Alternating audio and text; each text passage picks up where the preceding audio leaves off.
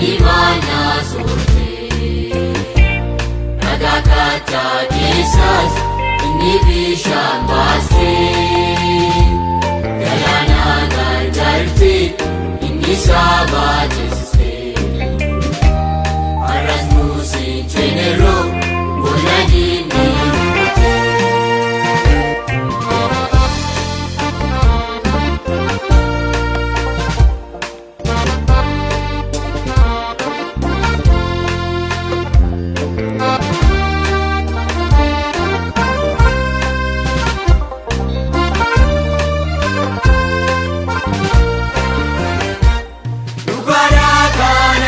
Yesu maju inargamu Galana gargarja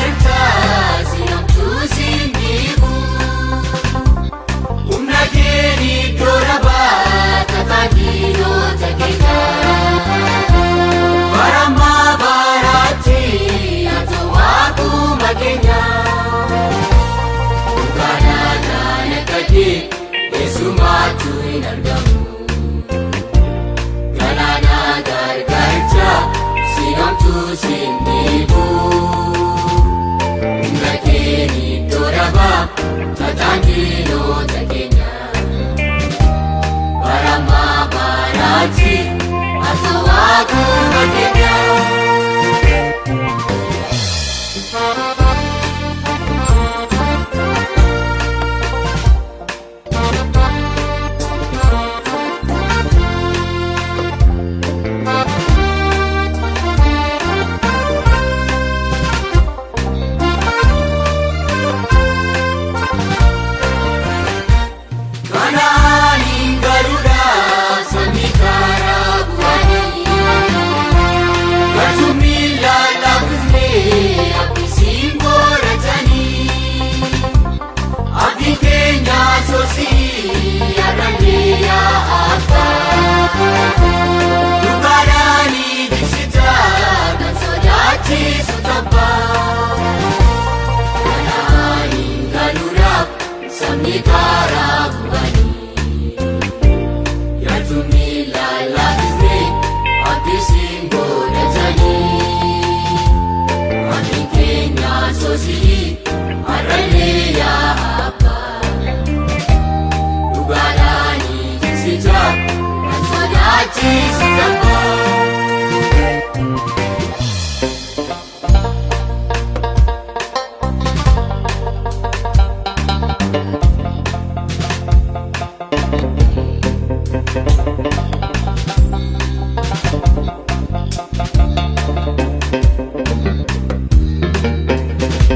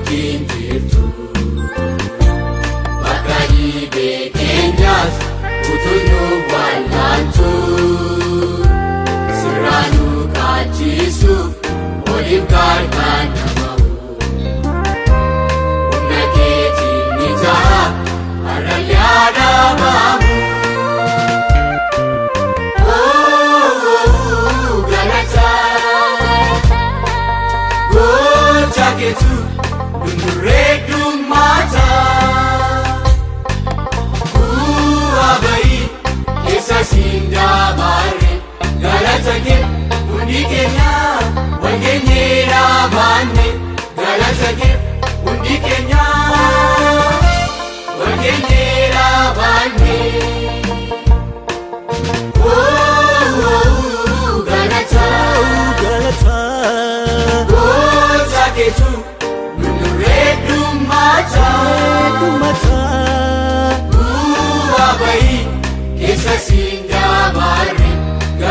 kee hundi keenya wal geenyee dhaabanne. Galata kee hundi keenya wal geenyee dhaabanne.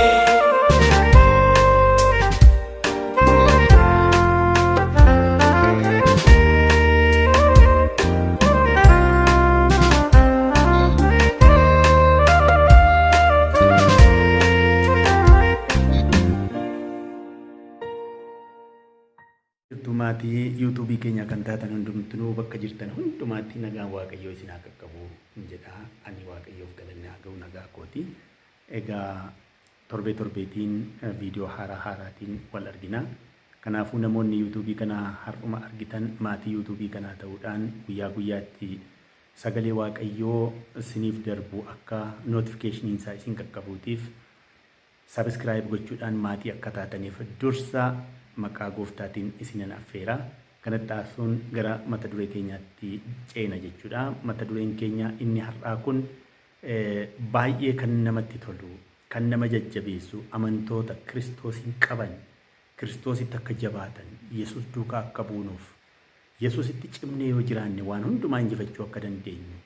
Abbaan waan hundumaa kan ajaju, qabeenya irratti kan ajaju, lubbuu irratti kan ajaju, waan hundumaa irratti kan ajaju gooftaadha waan ta'eetiif isa kana hundumaatiin akka cimnu nu godha jechuudha sagaleen guyyaarraa.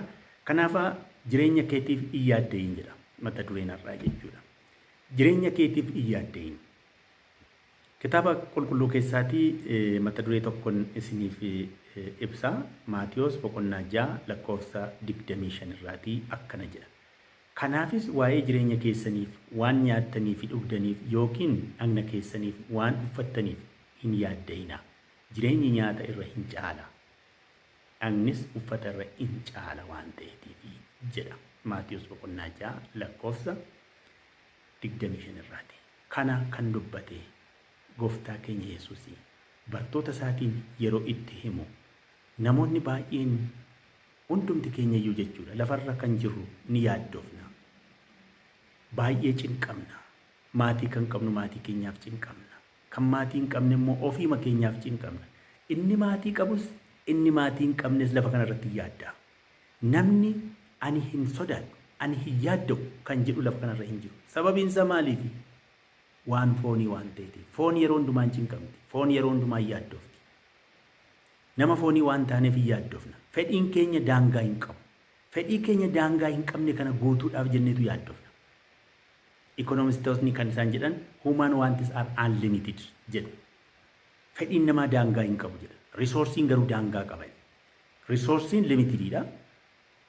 Fedhiin namaa immoo unlimitedidha. Kana walitti araarsinee deemuudha dadhabne jechuudha. Sagaleen Waaqayyoos kanaafi kan inni namni fedhiinsaa daangaa akka inni hin qabneefi waan argatu irratti akka inni hin quufne waan beekuutiifi kanaafi waa'ee jireenya keessaniif hin yaadda'inaa. Jireenya hin guutu bara. Hojiin foonii hin guutu. Fedhiin foonii hin guutu. Yaadda'uu hin qabnu. Gooftaan fakkeenya inni fudhate keessaatii maa inni? Simbirroota Waaqaa ilaalaa. Isaan kun hin facaasanii, gombisaatti hin naqatanii, kan Waaqni abbaa keessanii isaan soorratudha. Daraaraa bakkee ilaalaa jedha. Daraaraan bakkee hin dhaabbata. Namni bishaan itti dhangalaasu hin jiru. Mukti bakkee dhaabbatu kun bishaan kan itti dhangalaasu hin jiru. Kan uffata itti uffisu hin jiru. Garuu kanuma Waaqayyo uumamaan itti uwwise uffataniitu jiraatu jechuudha. Nama hanga isaaniitti waa'ee jireenyaa nu dhiphisa ta'a. Daa'ima koo maalan barsiisa? Daa'ima koo maaliinan barsiifadha? Qallamni dhumee jira ta'innaa. Ayyaanni dhufee jira waan ta'eef ollaan yoo qalatee yookiis immoo akka namatti tolutti dikkisee yoo inni oole ana farkaan qabu yoo ta'e maaliinan oola ayyaana fuuldura koo jiru? Yoo dhukkubsadhe qarshiin kiisii koo keessa hin jiru maaliin ayyaalama jennee dhiphanna sodaanna ta'a. Jireenya ofii keessatti kan nama yaaddessu waan armaan olii qofaa miti. Kan biraanis jiraachuu danda'a. Tarii mana kiraa keessa jirta yoo ta'e hanga moomittiin akka kanaatti jiraadha jennee sammuu keenya dhiphisuu dandeenya mana kiraa keessa jiraanna yoo ta'an. Namni mana kireessu guyyaa guyyaatti gatii kiraa manaa nutti dabaluu danda'a. Otoo guyyaan hin gahin kaffaliinuu jechuu danda'a. Hanga yoomittan dhiphadha. Hanga yoomittan mana kana kiraa kana keessa jiraadha jennee dhiphanna ta'a. qaala'insa jireenyaa faana wal qabatees haa ta'u sababoota adda addaatiin maallaqni keessa kiisii keenya keessa jiru dhumee waan ittiin binnu dhabnee rakkachuu ni dandeenya ta'a. Ani garuu ergaan ani isiniif qabu waa baay'eetu jira asirratti jechuudha. Sagalicha inni jedhe daraaraa bakkee akka nuti ilaallu. Simbirroota waaqaarraa fi uumama adda addaa jechuudha. Simbirroota waaqaa fakkeenyatti fudhate. Uumamoonni simbira qofaa miti. Daraaraa bakkee qofaa miti. Bineensota adda addaa ni beekna. Bosonatti kan galan jechuudha. Bineensota bosona keessa kana keessa jiraataniif namni of eeggannoo godhu hin jiru. Namni isaan eegu hin jiru. Namni isaan kunuunsu hin jiru. Bahuu isaaniif galuu isaanii namni isaan beeku hin jiru. Lafa isaan bulan lafa isaan oolan namni beeku hin jiru. Waan nyaataaf isaan barbaachisu dhugaatiif isaan barbaachisu hundumaa kan qopheessuuf hin jiru. Uumama kana hundumaa Waaqayyo ofii isaatiin waan nyaatan, waan dhugan, lafa bulan, lafa oolan hundumaa qopheessee fi isaan gaggeessa jechuudha. Waaqayyo uumama kana hundumaaf kan isaan barbaachisu beeka. Gargaarsi nama kamii osoo hin jiraatiin Waaqayyo baasee isaan galchuudhaan jiraachisa. Uumamni kun hundi isaanii sagalee Waaqayyoon uumamanii ta'i jedhee Waaqayyo isaan uume. Ta'i uumama boqonnaa tokko lakkoofsa 24 irraa Waaqayyo lafa abboome. Akka qomoo isaaniitti munyuuqaa lafarraa lafti haa baasu jedhee ajaje. Uumama boqonnaa tokko lakkoofsa 24 irraa jechuudha. Nama garuu akka bifa isaatti uume jedha uumama boqonnaa tokko lakkoofsa 26 irraati. Nama kottaa nama uumna akka bifa keenyaatti akka fakkeenya keenyaatti jedhee uume Waaqayyo. Harka isaatiin tolche, harka isaatiin bareeche, akka bifa isaatti immoo uume. Kaan garuu qomoo isaatiin lafti haa baasu jedhee ajaje. Warra ajajaan uumaman kanaaf Waaqayyo of eeggannoo guddaa kennee jira. Warra harka isaatiin tolche akkam godha laata? Gadi gataa. Kanaafi bakkee kan jiran daraaraa ilaalaa, simbirrooti ilaalaa kan inni jedhee fi kanaafi. Warra ta'i jedhamee uumame kanaafuu Waaqayyo of eeggannoo kennee nyaachisaa jira, qallabaa jira, jiraachisaa jira. Akka bifa isaaf akka fakkeenya isaatti nama uumame garuu kana hundumaa caalaa of eeggannoo akka inni godhu nutti hima jechuudha. Waaqayyo fakkeenya isaatiin nu uume ta'i jedhee ajajuudhaan nu uume miti garuu tolchee babbareechee fakkeenya isaa akka qabaannuutiif nu uume. Nu tottolche, nu babbareeche, nu miidhagse. Nuti akka bifa Waaqayyootti warra miidhagee uumamedha. Harka Waaqayyootti warra tottolfamee hojjetamedha. Akka bineensa warra kaaniitti fooniif dhiiga uffannee yoo jiraanne iyyuu waan kamiin iyyuu bifa addaatiin nu uume Waaqayyo. Of eeggannoo nuuf godha jechuudha. Nuti Waaqa biratti bifa addaan uumamne jirra. Waaqayyo nuuf eeggannoo guddaa nuuf godha. Hin yaadda'inaa jedhee nu jajjabeessaa jira.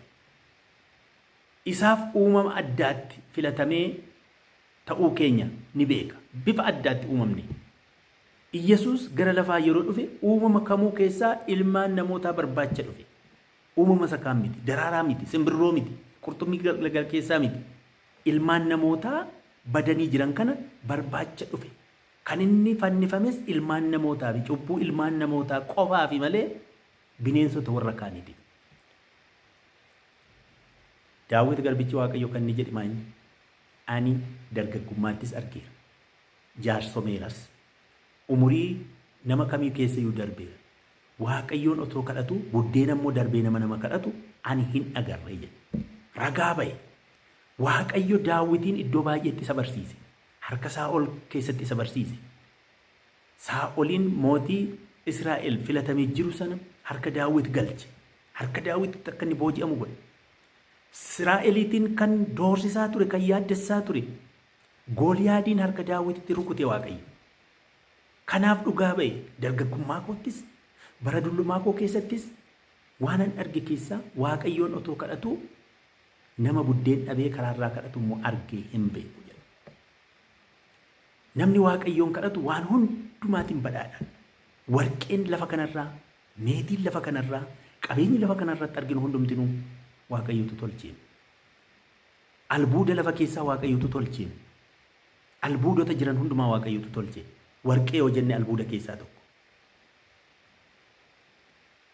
Kanaafuu harka Waaqayyoo malee yookiis fedha Waaqayyoo malee kan uumame tokko illee hin jiru. Biyyi lafaa Waaqa harka jirti. warqeenis meetiinis hundumti isaaniiyyuu jira. Waaqa keenya harka jira. Warqee fi meetii badhaadhina biyya lafaa kana harka isaa keessa kan qabu Waaqayyoon otoo qabnu buddeena hin kadhannu nuti. Yesuus kan inni kadhateef duraan dursaatii mootummaa Waaqayyoo barbaada. Kun hundumti nuun isiniif guutamadha. Anaaf isinirraa kan barbaadamu mootummaa Waaqayyoo barbaaduudha. Warqee fi meetii barbaaduu miti. Qabeenya barbaaduu miti. Badhaadhina barbaaduu miti. Mootummaa Waaqayyoo barbaaduu qaba. Kanaaf jireenyi nyaatarra dhagnis uffatarra hin caalure kan inni jedheefi mootummaa Waaqayyoo barbaaduun kan waan nurra jiruuti. Dursinee kana barbaaduu qaba. Kanaaf nuti qabeenya keenya ijoollee keenya dhaalchifna malee nama halagaaf hin ilaallu unitoo ta'ee jijjaadha. Nuti immoo ijoollee Waaqayyooti. Waaqayyo immoo qabeenya uume kana unuun dhaalchisa malee halagaaf hin kennu. Kana nuuf kennee jira. Kanaafuu Waaqayyo waan nurraa barbaadu qabu mootummaa isaa fi qajeelummaa isaa akka barbaannudha. Jireenyi nyaatarra hin caala. Dhagnis uffatarra hin caala. Fayyaan keenya jechuudha. Dursinee mootummaa isaa barbaaduu qabna. Waa'een jireenya waaqaa nu dhiphisuu qaba malee waa'een jireenya foonii, waa'een jireenya lafa kanarraa nu dhiphisuu hin qabu. Yeroo ammaa kana mootummaa Waaqayyootti of qopheessuu qabna. Dhufaatii Yesuusiif of qopheessuu qabna. Qabeenyaaf badhaadhinaaf of qopheessuu hin qabnu. Bishaan badisaa akkuma tasaa dhufe bara Nohitti jechuudha. Akkuma tasaa dhufe akkuma tasaa namoota hin qophaa'in kana lafarraatti balleesse. Sodomiif Gomoraatti namoonni yakkatti fufani garaan isaanii jabaate Waaqayyoon irraanfatani. Akka tasaa halkan tokko ibiddaan Waaqayyo xab godhee gube. Namoonni Nohitti kolfaa turan itti qoosaa turan. Waa'ee bishaan badisaa itti lallabamaa ture itti himamaa ture kan dagataniif. Akka tasaa bishaan badisaa dhufee namoota kana lafarraatti balleesse. Dubbii Nohii dhagahanii kan hojiirra oolchan garuu jalaa oolani. Har'as yaa namootaa yaa obboloota koo viidiyoo kana kan dhaggeeffattani. Dursinee mootummaa Waaqayyoo barbaaduu qabna. Kiristoosiif of qopheessuu qabna.